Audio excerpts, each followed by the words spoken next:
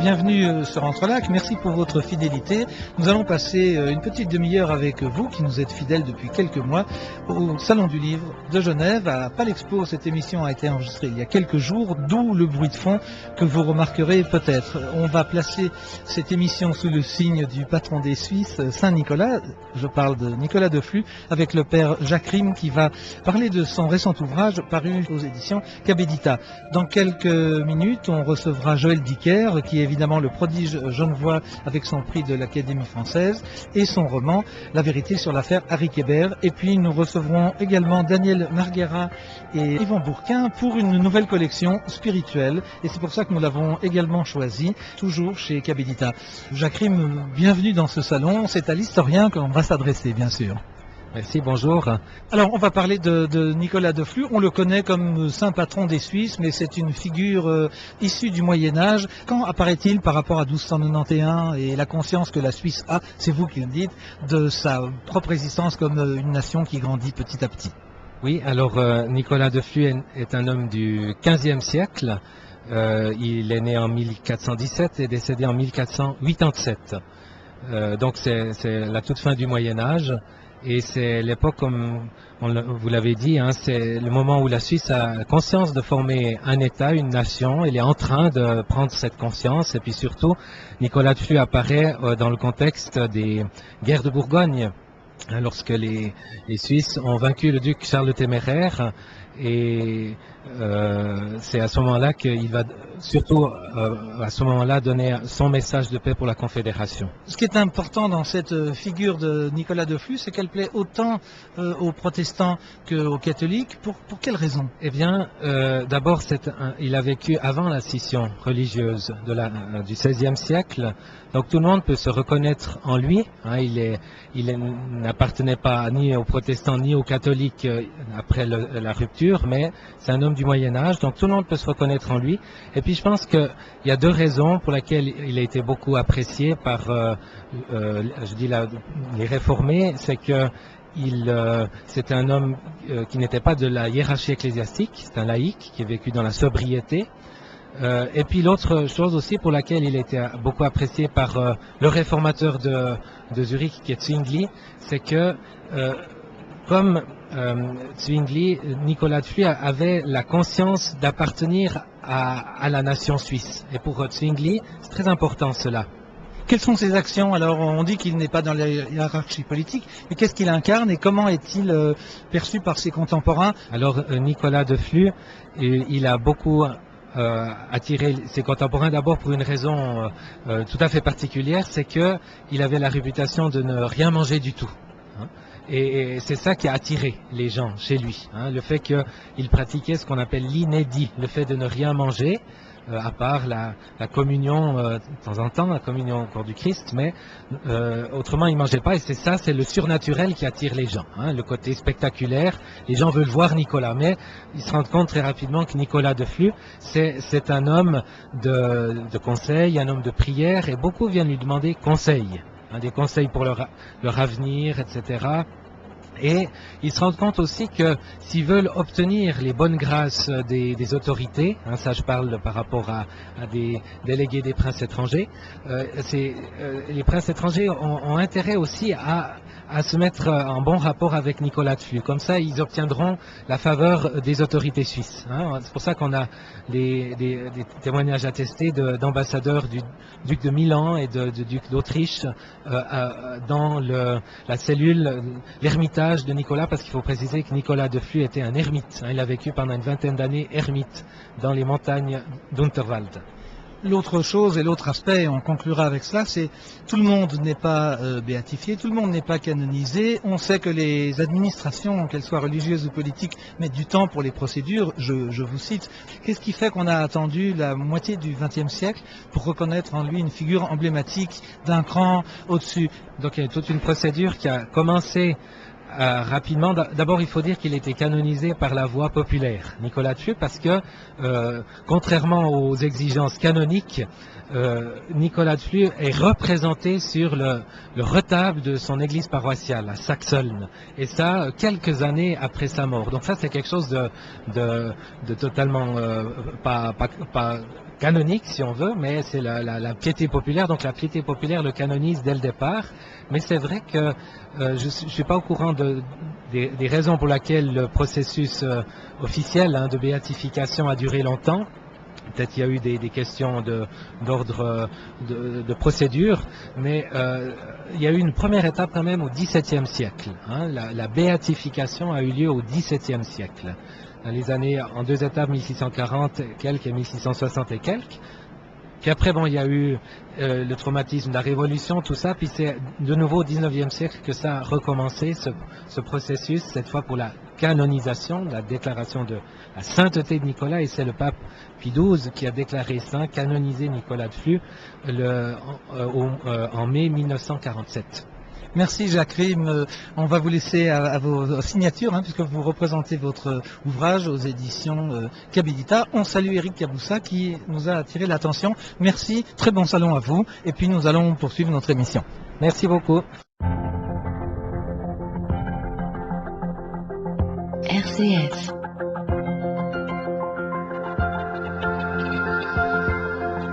Alors on se promène dans les halles de Palexpo et comme je vous l'ai promis, on s'arrête devant le stand où Joël Dicker est en signature. Joël Dicker, vous le savez, c'est le prodige genevois qui a obtenu cette distinction magnifique en France, le Grand Prix de l'Académie française. Joël, on s'interrompt 3 minutes dans les signatures.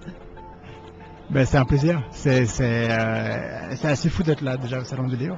Puis je te remercie de me recevoir. Alors on doit dire à nos auditeurs qu'on se connaît parce qu'on s'est rencontrés à Genève l'an dernier. Il s'agissait des derniers jours de nos pères. Quel changement émotionnel pour un jeune auteur de 27 ans d'écrire dans le noir de l'anonymat et tout d'un coup d'être dans les feux de la lumière. Ah oui, c'est surprenant et on l'a vécu ensemble parce que l'année passée tu m'interrogeais à propos de ce premier roman, Les derniers jours de nos pères. Tu me reçois aujourd'hui pour La vérité sur l'affaire Eric Hébert. Un an s'est écoulé et tellement de choses se sont passées. Et tu sais, ce qui change pas, c'est le noir de la chambrette quand tu écris le livre. La vérité et Les derniers jours de nos pères ont été écrits dans des conditions qui sont similaires. Ce qui change, c'est la réception du livre et c'est ce qui se passe autour du livre, mais le livre est déjà écrit. Et ça change rien à la solitude originale ou originelle ou indispensable peut-être qui doit être là pour la possibilité de l'écriture du livre. Ce qui change, c'est l'après-livre, c'est la sortie du livre et c'est la vie du livre. Puisqu'on est en radio, on va évoquer une dimension sonore du roman. C'est lorsque le révérend met la musique à fond. Une musique pour oublier, une musique peut-être pour faire en sorte que autrui, l'environnement n'entende pas. Est-ce qu'on peut dire 3 mots? Parce que parmi nos auditeurs, il y a forcément des lecteurs qui sont déjà au courant de ce qui se passe. Ça a une dimension très forte dans cette scène et ça a une répétition très poétique, ça, et tragique. Oui, c'est une dimension qui est double, je crois. C'est d'abord au point de vue de l'écriture ou du roman, le plaisir d'essayer de travailler sur une autre dimension, et tu le disais très bien, qui sort de la lecture ou de l'écriture, qui est de la musique, qui est du bruit. Il y a beaucoup de bruit. Ce sont des mots. Il y a beaucoup de bruit où c'est le silence absolu. Ça change rien au fond dans les mots. Et pourtant, ça change tout dans la tête de celui qui lit, puisqu'il va imaginer tout d'un coup un bruit assourdissant autour de lui, ou alors un silence absolu. Et c'est ça qui me plaisait, c'était d'abord de pouvoir créer tout d'un coup une atmosphère sonore. Il y a dans le livre des moments complètement tranquilles, il y a des moments avec des ambiances, des bruits de plage, des bruits de forêt, des choses comme ça. Puis il y a des moments de bruit, des moments de fracas. Il y a notamment le bruit de ce révérend qui s'assourdit pour revivre ou pour se punir de ce qui s'est passé dans sa vie 30 ans plus tôt. Et ça revient, et il y a cette répétition sans cesse de ce révérend qui ne sait pas ce qui s'est passé. Et tant qu'il ne sait pas ce qui s'est passé, il ne peut pas s'empêcher de s'assourdir encore et encore. On a beaucoup parlé du rôle, évidemment, de la muse, du personnage central. On a parlé aussi du système des poupées russes, de l'auteur, la stérilité. Est-ce que, Joël, tu vas arriver là, jeune écrivain avec un gros succès, à rencontrer le destin de ton personnage ? Non, je ne pense pas, parce que le destin du personnage est très différent du mien. Ce sont 2 vies différentes, ce sont 2 personnages différents. Chacun vit sa vie comme il l'entend, et 2 collègues de bureau qui font le même travail sont pourtant 2 êtres complètement différents. Donc il n'y a aucun lien. Il y a évidemment l'histoire dans mon livre d'un écrivain dont le livre est un grand succès. Il se trouve que le livre qui raconte ça devient un grand succès, ce qui fait qu'on ne peut pas s'empêcher de faire un lien entre l'écrivain du roman et moi, et en plus c'est un livre qui est écrit au jeu, donc on ne peut pas s'empêcher de penser une identification, une projection qui est pas voulue et qui est pas là, je crois, parce qu'à aucun moment donné je me suis dit Marcus Goldman, c'est-à-dire le héros du livre, à aucun moment donné je me suis dit mais le héros du livre c'est moi. Il n'y a pas tellement de lien en plus entre nous, si ce n'est que le héros du livre aime courir et que j'aime courir, mais en dehors de ça, et qui sont sûrement très fidèles les deux. Et les deux, nous sommes fidèles, et lui et moi, ouais. Tu vois, Oui, c'est là. On est dans le salon, le bruit qui nous environne explique peut-être la fatigue des mots et les interviews. On pourrait peut-être faire, puisqu'on est à Genève et sur la terre des Nations Unies, un petit hommage à Albert Cohen, qui est quand même un personnage que tu as lu et apprécié. Et puis, on fait un salut aussi à Philippe Roth. C'est légitime d'avoir des maîtres à penser et des idoles quand on est un jeune écrivain. C'est pas une tare, comme certains critiques chagrin, on peut l'écrire. C'est indispensable d'avoir des modèles, d'avoir quelqu'un de qui on s'inspire, quelqu'un qui nous guide, et c'est le rôle de chacun. C'est le rôle des parents, c'est le rôle des amis, c'est le rôle des professeurs, c'est le rôle des écrivains qu'on lit. Et moi, il y a des gens qui me disent, c'est un compliment absolument incroyable, des gens qui me disent « Oh, j'ai lu votre livre, j'ai tellement aimé que j'ai envie d'écrire un livre comme vous. » Et c'est incroyable. C'est ça qui est beau, au fond. C'est cette possibilité d'interagir les uns avec les autres, inspirer les gens. Évidemment que tous les livres sont les mêmes. Un polar, pour utiliser un exemple très simple, un type qui se fait tuer par un autre, l'histoire est toujours la même. C'est après que ça change. C'est après que c'est intéressant aussi. Et autre clin d'œil linguistique, les derniers jours de nos pères, c'était la Deuxième Guerre mondiale, il y avait l'anglais qui était sous-tendu. Là, il y a l'Amérique. Alors l'Amérique est importante pour toi parce que tu y passes beaucoup de temps, tu y as passé beaucoup de temps. Est-ce que ce roman aurait pu se passer ailleurs qu'en Amérique? Est-ce que ça aurait donné autre chose? Oui, il aurait pu se passer ailleurs, ça aurait donné autre chose forcément, parce que l'Amérique est un des personnages du livre, et elle l'est parce que c'est une tradition commune dans la littérature américaine d'avoir dans tous les romans américains, un des personnages est l'Amérique elle-même. Et j'ai voulu reprendre ce pattern, j'ai voulu reprendre ce schéma et intégrer dans mon livre l'Amérique elle-même. Il aurait pu se passer en Suisse, ça aurait été un peu différent évidemment. C'est un roman qui parle de l'espace aussi, qui a un rapport au temps et aux gens, qui est typiquement américain et ça me plaisait. Mais l'histoire en elle-même, elle est banale. L'histoire d'une jeune fille qui disparaît, très malheureusement, tragiquement, c'est un fait divers commun, dont on a tous une fois ou l'autre entendu parler à la télévision, à la radio, dans le journal.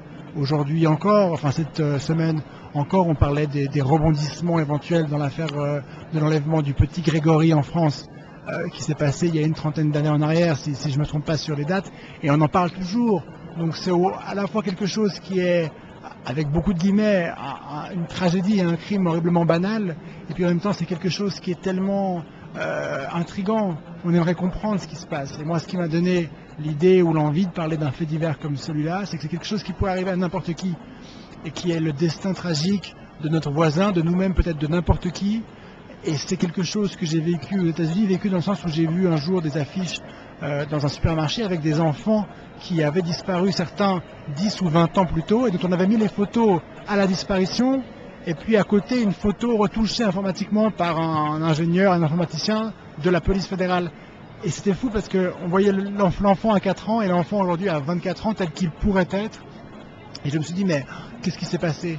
Et qu'est-ce qui se passe dans la tête des parents qui le pensent encore en vie? Et pourquoi, s'il est encore en vie, pourquoi est-ce qu'on ne l'a pas retrouvé?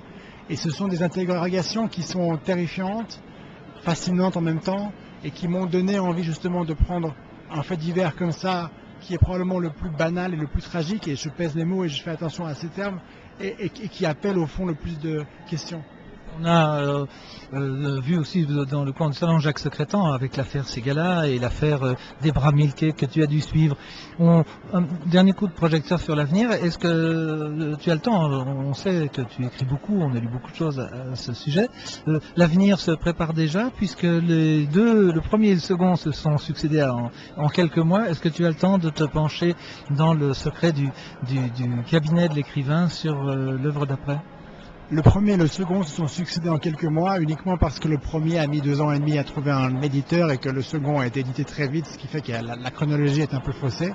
Mais j'ai du temps pour travailler, j'essaie de créer du temps Je crois que le temps, on l'a pas, le temps, on le crée. Donc j'essaie de dégager un maximum de temps pour travailler et j'espère pouvoir prochainement, c'est-à-dire j'espère bientôt, qu'est-ce que ça veut dire dans un an ou deux, proposer un livre. Je ne sais pas s'il faut, je crois pas que le plus important soit une date fixe. Je crois pas que ce qui est important, c'est de dire il faut faire paraître un livre tous les ans, ou tous les 2 ans, ou tous les 3 ans, ou tous les 10 ans. Je crois que tout le monde n'est pas Amélie Nothomb qui a 20 ans d'écriture, 20 romans et 40 dans les tiroirs, dans ce sens-là. Hein. C'est ça, non, mais je crois que ce qui est important, c'est la continuité de l'effort. Donc même si vous faites paraître un livre tous les 10 ans, s'il y a l'effort continu de travailler, de retravailler, c'est ça qui compte, de ne pas s'interrompre. Et c'est ça qui est le plus important pour moi, parce que entre les salons et les voyages, je pourrais tout d'un coup dire, bon, ben, j'écris pas pendant 1 an ou 2 et je verrai bien. Mais non, c'est important de s'accrocher, de trouver le temps de travailler, même si on travaille moins, de travailler encore, de continuer cet effort, l'effort de l'écriture.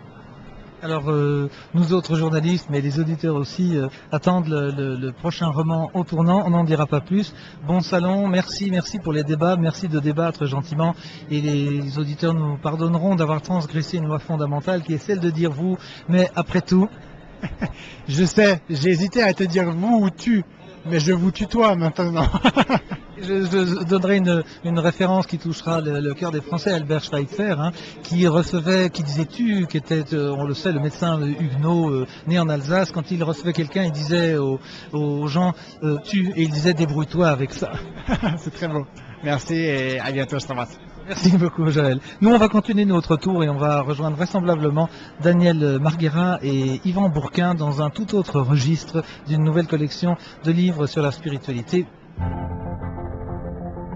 RCF, Radio Chrétienne Francophone.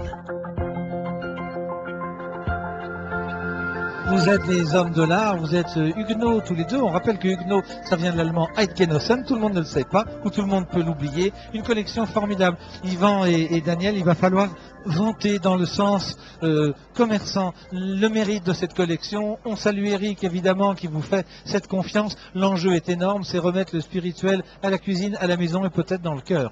C'est l'évangile au grand air, effectivement. L'idée de cette collection, c'est d'offrir des ouvrages lisibles sur des grandes questions de morale, des grandes questions d'économie, des questions de politique, l'éclairage biblique, l'éclairage spirituel sur ces grandes questions-là, et dans des ouvrages lisibles dans le train entre Lausanne et Zurich. Voilà, alors si on part en vacances plus loin, on change de livre. Yvan Bourquin, théologien, vous nous venez de Lausanne, responsable des collections religieuses à la bibliothèque universitaire.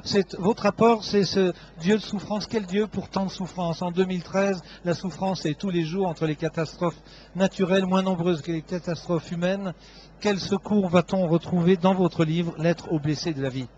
Le fil conducteur, c'est certainement que dans cette souffrance que nous connaissons tous, se pose une question sur le sens de ce que nous vivons. Et cette question du sens débouche, pour moi qui suis croyant, sur l'image que nous véhiculons, l'image de Dieu, le visage que nous attribuons à Dieu. En quel Dieu croyons-nous? Quel regard portons-nous sur Dieu? C'est un peu l'enjeu par rapport au problème de la souffrance. Ce qui veut dire, Daniel Marguera, que ces ouvrages sont large spectre, hein, comme on dit des fois pour les pommades, c'est-à-dire qu'on n'est pas obligatoirement huguenot ou chrétien ou orthodoxe, on peut être juif et musulman et se nourrir avec vos ouvrages. Absolument, parce que ce sont les grandes questions auxquelles chacun est affronté et qui bénéficient de cet éclairage biblique. Mais encore une fois, ce ne sont pas des ouvrages d'initiés et ce ne sont pas des ouvrages de sacristie, non, vraiment sur la place publique. Alors c'est assez symbolique, je trouve, d'en parler à Genève. Et on est un peu les marchands dans le temple, on en parlait avec Yvan il y a un instant, sauf qu'on fait la part des choses. Ça fait quel effet d'être à quelques kilomètres à vol d'oiseau d'une des premières Bibles, sinon la première imprimée par Gutenberg? C'est quand même les protestants ont cette vocation d'imprimer et de faire passer la connaissance. Vous êtes dans la droite ligne, là, tous les deux? Alors absolument. Tous les trois, parce qu'Éric a mis un quart de siècle pour vous décider, oui. Absolument. Le problème, c'est que maintenant, même d'ailleurs, vous savez, dans la culture protestante, la Bible est de moins en moins lue, de moins en moins connue. Elle constituait un fond de culture auparavant, elle l'est de moins en moins maintenant. Et puis surtout, ce qui me paraît plus grave, c'est que la Bible est parfois enfermée dans des formules, que je dirais des formules de patois de Canaan, des formules toutes faites, un langage un peu rouillé. Et l'idée de cette collection, c'est de montrer l'actualité, la pertinence du témoignage biblique avec un langage qui est le langage d'aujourd'hui. Alors ce langage d'aujourd'hui, on l'a dit tout à l'heure, je le répète, c'est à vous, Yvan Bourquin, que je posais la question. Les consignes sont, on va pas faire des livres universitaires, et vous les connaissez, vous vivez avec depuis toute votre carrière, c'est pas de notes de bas de page, pas de trucs HTML où il faudrait aller ouvrir 1000 livres en lisant vos livres à tous les deux. On a suffisamment de bagages, ou est-ce qu'il faut un petit vernis, quelque chose? Simplement un petit vernis, peut-être. Beaucoup de personnes nous font les remarques qu'ils les lisent tranquillement, donc ils prennent le temps de les lire, c'est peut-être ça. On a la mesure. Daniel Margarin nous a dit Lausanne-Zurich, hein. Après on passe à autre chose. Comment travaillez-vous tous les deux? Vous êtes d'abord frères de pensée, j'imagine. Nous avons tout un trajet commun qui nous aide à le faire, et nous sentons en communion de pensée, et dans le trajet que nous suivons, dans la trajectoire, effectivement nous sommes proches, donc ça permet. Moi je dirais que contrairement à ce qu'on pense, pour écrire sur Dieu et l'argent, un petit livre de moins de 100 pages, il faut avoir travaillé longtemps le sujet. Je l'ai travaillé pendant des années. Il est plus facile d'écrire un livre de 300 pages, où on dit un peu tout, où on développe tout, que de se dire en moins de 100 pages. Dans un livre lisible, mais pas simpliste, hein, dans un livre lisible qui aborde vraiment la question complexe, hein, du rapport entre Dieu et l'argent. Qu'est-ce qui est à dire? Qu'est-ce qui peut être laissé de côté? Et comment le dire? Comment conduire au fond le lecteur dans des questions importantes et profondes? Il faut avoir longtemps travaillé le sujet pour pouvoir écrire cela. On remercie Eric d'avoir eu cette idée saugrenue après 25 ans de se lancer un nouveau défi. Grâce à vous, de futurs auteurs, même des catholiques, dites-vous. Oui, des hommes, des femmes, des protestants, des catholiques, oui. On va vous suivre. Merci d'être venu nous voir. Merci d'avoir réussi ça dans un chrono de... Merci. À vous.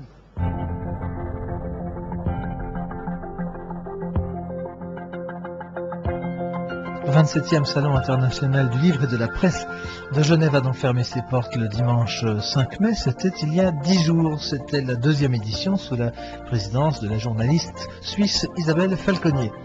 Je vous rappelle les noms et les ouvrages des auteurs que nous avons rencontrés. Tout d'abord le père Jacques Rime pour une biographie de Saint-Nicolas de Flux, le patron des Suisses chez Cabedita, et puis Joël Dicker pour l'affaire Harry Kéber, bien évidemment la vérité sur l'affaire Harry Kéber chez De Fallois l'Âge d'Homme, et puis enfin chez Cabedita de nouveau, sous la direction de Daniel Marguera, une nouvelle collection d'ouvrages spirituels écrite par Daniel Marguera lui-même et le théologien Yvan Bourquin.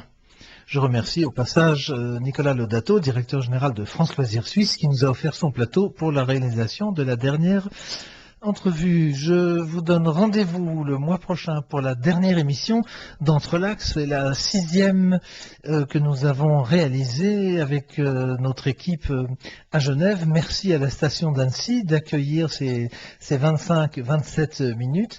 Nous avons rendez-vous au mois de juin avec le professeur Avxendios Kalangos, chirurgien cardiaque, chef du service de la chirurgie cardiaque au HUG à Genève, les hôpitaux universitaires. Il nous a ouvert son bureau, nous avons eu accès au bloc opératoire et enfin une famille va témoigner du miracle qu'accomplit à chaque fois ce chirurgien cardiaque, comme il y en a de très nombreux maintenant dans le monde depuis le professeur Barnard. Alors au mois prochain, merci pour votre fidélité et merci à l'équipe d'Annecy de mettre l'émission en forme à chaque fois. Merci beaucoup, à bientôt.